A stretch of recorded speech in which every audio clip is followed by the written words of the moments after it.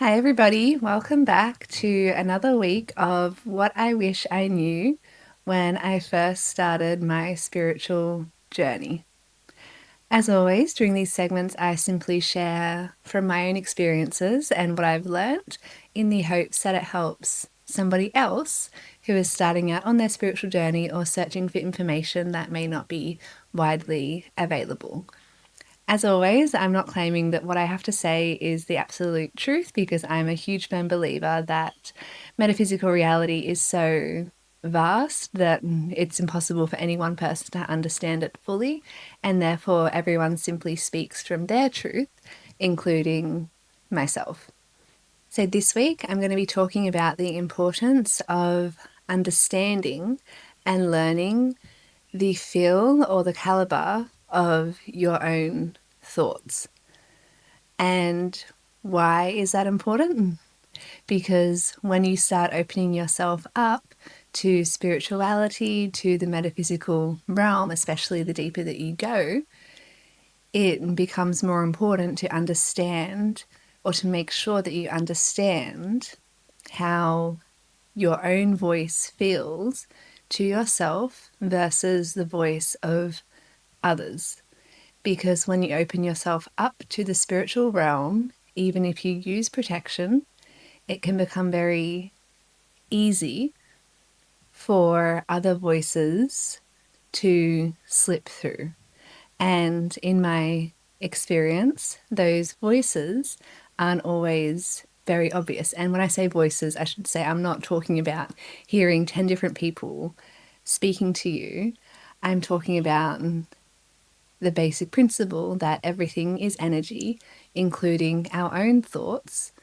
And in my simplistic understanding or simplistic view, thoughts, or at least my own thoughts, are simply, there to help me understand what's going on in the environment, but they also translate for me things that are happening around me energetically. Because if thoughts are energy and what's happening around us is also a vast array of energetic interactions, then for me it makes sense that our thoughts also translate that to us.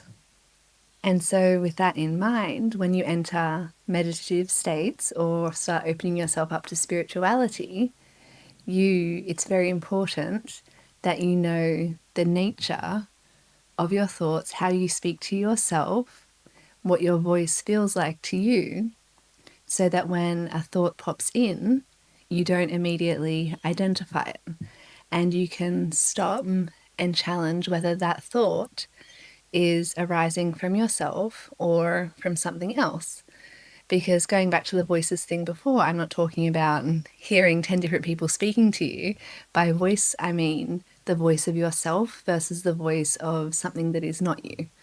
And therefore you can just simply watch certain thoughts drift by without becoming attached to them, or you can become aware over where something else might be trying to influence you through the form of thoughts. And as always, this video is not trying to fear monger, it's simply trying to raise awareness from my own personal experience to stop or to help you understand more over what can happen when you open yourself up to spirituality. And so perhaps now if I use an example to show you what I'm speaking about, it might help to put all the dots together or click the puzzle pieces in place. So I can't remember if I've used this example before, but this one was during meditation. And when I do deep meditation for 2.5 to 3 hours every morning, I gave myself a code word. And the idea was that this particular word signaled to my mind, my body, my spirit that it was time to rest, time to turn inwards, and time to meditate. And let's just say, for all intents and purposes, that word was meditate. So whenever I felt myself drifting off into everyday chatter or drifting away from the intention of my practice, I would simply say the word meditate, feel my body relax, soften, deepen, and fall deeper into a state of surrender. And as this particular meditation session went on and on and on, all of a sudden I started noticing that the word meditate was switched with another word. And that word, let's just say it was, okay, you know what? Instead of meditate, the word was surrender, because I was trying to surrender to a deeper state. And all of a sudden, I noticed that that word surrender became switched with the word suppress. And it took me a while before I felt that what was happening was I wasn't drifting deeper into it anymore, and that I was somehow all of a sudden saying the word suppress instead of surrender. And when I caught that, I couldn't for the life of me remember what the original word was. And that's when I knew that something had happened, something had come into my energy field that was messing with my thoughts. Not in a malicious way, but simply in the way of, that for whatever reason, they don't want me to drift deeper into meditation. And so instead of helping her surrender, we're going to swap the word surrender with suppress and suppress her ability to enter the deeper state. And that was not something that I did myself. It was something that happened automatically as a result of something that came into my field while I was meditating. And that experience, it was like easy enough to get rid of. If you find yourself in that situation, all it takes is awareness and understanding that, your body is yours, your thoughts are yours, your mind is yours, and reclaiming that sense of sovereignty and ownership over that. And in that particular instance, because I couldn't remember the word, I simply, said my affirmations to reclaim my energy field, came back home to myself and just started saying another word. So I didn't try to remember surrender. I didn't try to say suppress. I just swapped it to something else. And I think I might have used like soul or spirit and problem solve, but it happened again until I learnt how to reclaim my thoughts and my energy field and to become more aware over the flavor of what goes on. And so for me, that experience at the time, it was a little bit scary, but what I'm trying to say is it's not inherently malicious, bad, or scary in itself. Rather, for me, it was a learning to say, hey, when you enter these states, be mindful over what comes in through the field of your thoughts.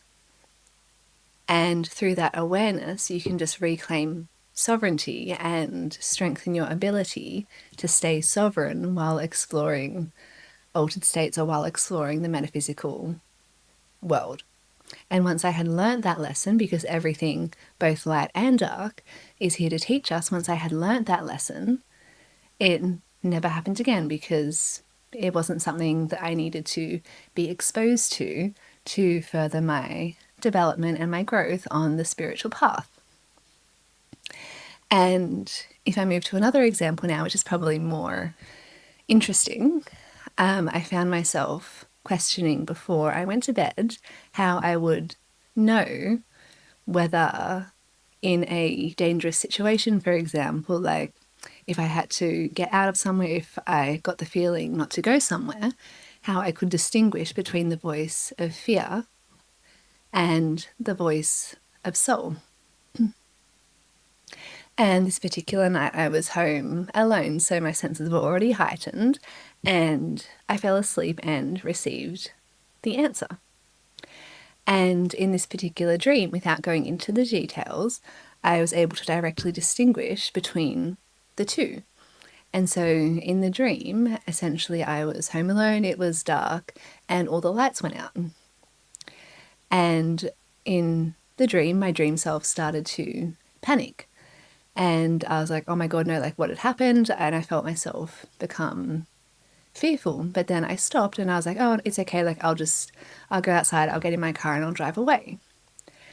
And all of a sudden, this voice said, no, don't.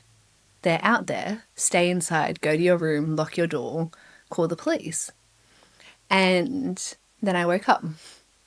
But after experiencing that directly, for me, it became clear over in those dangerous situations, the difference between the voice of truth, which was calm, firm, assertive, no fear, no emotion attached to it at all, versus the voice of emotion. And I'm not saying the emotion in this instance wasn't me, it clearly was, but it was the voice of emotion, the voice of fear and survival, rather than the voice of truth. Because the voice of truth was firm, present, assertive, and calm, and just a sense of follow this, do it now, versus the voice of emotion, which was very much filled with fear, anxiety, survival, and panic. And so through having received that dream, it becomes clear again, like the importance over learning the caliber of your own thoughts, so that in certain situations, or just in life in general, you know if you're listening to a voice of emotion, which isn't necessarily the truth, for example, the voice of fear, or the voice of truth. And that's not to say that it's wrong if you follow the voice of emotion over the voice of truth, but it's just about, again, bringing your awareness to the fact over when you might be leading yourself away from your own truth to follow your fear. And there's nothing wrong with that if that's what you choose to do. It's just ensuring that you have the awareness over when you're following the voice of fear, for example, over the voice of truth. And in a really simple example, it can be something as basic as, wanting to put yourself forward for a promotion. But one part of you says, like, yes, this is what I want. But the other part of you says, no, I'm scared. What if it doesn't work out? What if I sabotage myself? What if people think differently of me? What if X, Y, Z happens? And the thing is, the voice of fear or the voice of emotion is usually much louder than the voice of truth, which means in those moments, we can very easily trick ourselves into thinking that we're doing the right thing because we're following the loudest voice. But the loudest voice isn't necessarily always the truth, because the truth doesn't have to scream to be heard, because it simply is.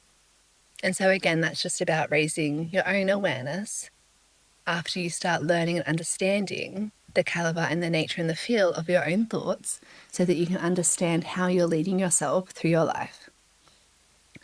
And then if I speak about one final example, which is different to both of those, it involved more of an egregore-based energy. After I did a 10-day intensive shamanic practitioner training course, and I came home, I'd enrolled in something again later in the year, because it was part 1 and part 2.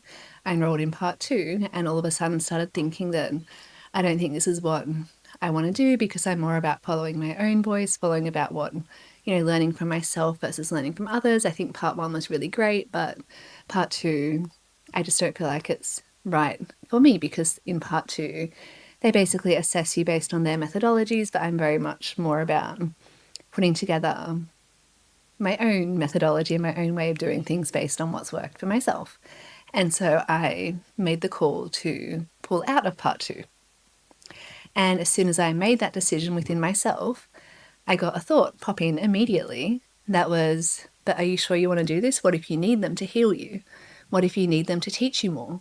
Are you sure you want to do this? Like, are you sure you're ready? But you need them. And immediately, because I'd spent so much time from the first example through to the second to the third, all that time was spent in me understanding more about the feel of my own thoughts, that immediately I recognized that's not me. Like, what do you mean I'm thinking, but what if I need somebody else to heal me? Like, that's not me. That's not my thought. And as soon as I recognized that that's not me, I don't know what that is, but that is not me. And that's just made my decision even more firm that this is not something that I should be doing. The thought dissipated. I pulled out and everything was fine. But again, just in that example, it's just about making sure that you understand or have awareness over the feel of your own thoughts, so that you can feel when another energy might be pulling you off track from what you know is right for you. Because in that example, if I hadn't learnt that, if I didn't know that that was not me, then it would have become very easy for my own judgment to be clouded by something that just fundamentally was not me. And, I could have spent hours or days of my energy and my life force just going back and forth between, is this right? Maybe it's not right. Maybe I need them to heal me. Maybe I don't. And just creating this whole energy of self-doubt in my field. Or in a worst case scenario, I could have not listened to what I knew was right for me, listened to that voice, and gone to part 2 under the guise of I need these people to heal me because without them, I can't do it myself. Like without them, I don't trust myself enough to learn from myself. And I could have just been pulled completely off my path from the energy that was associated with that particular thing. And again, I'm not saying that that is for everybody. It's just my own path was more about learning from myself, dipping in and out of various things, and then consolidating everything that I've learnt into something that is my own. And I'm not saying this particular shamanic thing was bad either. Like part 1 was great. It was just for whatever reason, my path was not to do part 2. But if I had listened to that voice, it would have swayed me away from what I knew was right for me. And I think that if I leave with one final thought, I think the reason that it's so important that we learn the nature and the voice of ourselves in different situations is because it can become very easy for us to doubt ourselves. And I think it's just human nature that we look outside of ourselves for guidance, outside of ourselves for other people to tell us what we should do. Because for some reason we trust the voice of other people more than we trust ourselves, or we trust the voice of our emotions more than what we trust in our own truth. And I think as soon as you start becoming aware over how your thoughts feel in various situations, you become one step closer to ensuring that the path that you walk is yours and yours alone, because you start to understand where you're following the voice of truth versus where you're not, and you can make that decision consciously versus being unconsciously led and influenced by things that are not you. And I think that that becomes more important, arguably, as you open yourself up to spirituality, particularly if you start communicating with guides or seeking to commune, channel, etc., with other non-physical beings, because you need to have the discernment to understand what voices feel right to you despite what they're saying. It's the underlying feeling that you get so that you know the nature of what you're working with, because it can become very easy for false light beings to appear, to tell you everything that you want to know, to tell you things that you're searching for. But if you don't know within yourself what feels right to you, what truth feels like to you, what fear feels right to you, what ego feels like to you, what something else feels like to you, you can then start becoming influenced by things that are not you. And again, that's not to say that everything that you commune with is a false light being or dangerous. It's simply, again, just giving an example over why it's so important that you start to learn the feel over your own thoughts, so that you can just make sure that you're consciously aware over what thoughts you are following in your life.